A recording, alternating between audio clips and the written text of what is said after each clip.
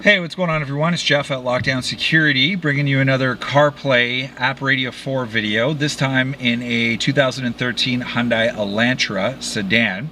And this video is just going to show you, again, some brief usage of the brand new for 2015 Pioneer SPH-DA120 AppRadio.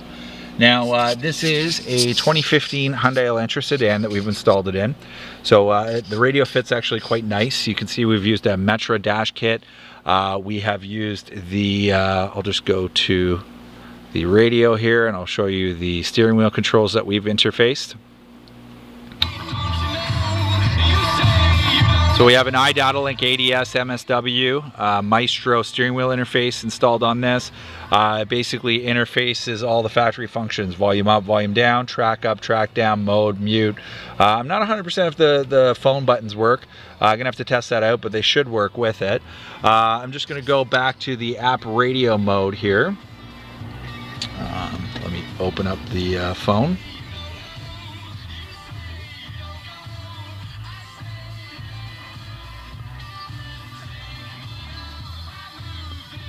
So, sorry, not AppRadio mode, CarPlay mode. Basically what you're going to see here is you're going to see the standard CarPlay screen where you have the phone app, the music app, maps, messages, now playing, which would be any media source from the iPhone. You have your AppRadio functionalities like radio, which I was just on, Pandora, USB, Bluetooth, audio, video, etc. What you've also got on this one that in my previous videos we did not have, this particular customer's phone has the podcast app as well as Spotify. So if you are a user of either or, you can have that come up on the screen. In fact, this would be an iPhone 5 that we're using, so he definitely has that functionality on his phone. I did not have those apps on my previous demo videos. The other thing that we've integrated in this is a Rydeen Mini backup camera. I'll put it in reverse. As you can see, we have a backup camera image on the screen with guidelines that are equipped on the Pioneer AppRadio. You can turn this on and off, obviously, when you put it in reverse and then put it into drive. If I hit this X button, it goes off. I'll just go back into park, put it back in reverse so you can see this one more time. Automatically switches when you go into reverse, so for backing up safety, you can actually see exactly where you are going. And I'll just briefly show you where the camera is mounted on this particular vehicle. It is mounted right there underneath the Hyundai logo, directly above the license plate. It's nice and clean. And as you can see, the image is crystal clear and will assist quite greatly in terms of backing up this vehicle. Now, there's not much more I can really show you in terms of functionality that I haven't already shown in my previous videos or that you may have not seen in other videos. You know, brief functionality, you go to phone, Siri should come up. Call who? Just going to exit that. Music, you can access all of your music if you have any on your phone. Maps, if you want to go to a destination using Apple Maps. Keep in mind, Maps does use data on your phone, so that is a consideration that you want to take into account. Make sure you have a good data plan because you will be using it if you use the Apple Maps feature. Messages, for text messages, it'll Siri will read them out to you. You can dictate messages for Siri to reply to. Now playing, again, is music or video sources coming off of the iPhone. AppRadio will take you to the various AppRadio functions. Those functions would be AM, FM radio. If I hit this button here, you'll see all the sources: radio, iPod 1, Pandora, aux.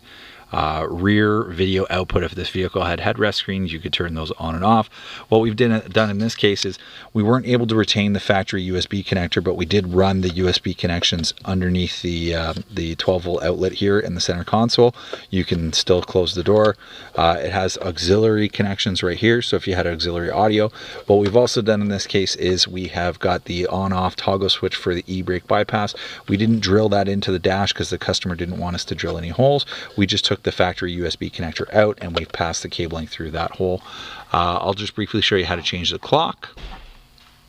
So It sources clock data and date data through GPS. We are indoors right now, so it hasn't received GPS lock, so I'm going to wait to set this until it goes outside. But once it goes outside, it will set the date and time accordingly. The only thing that you have to do is change the time zone information, which we would do as soon as the car is pulled out.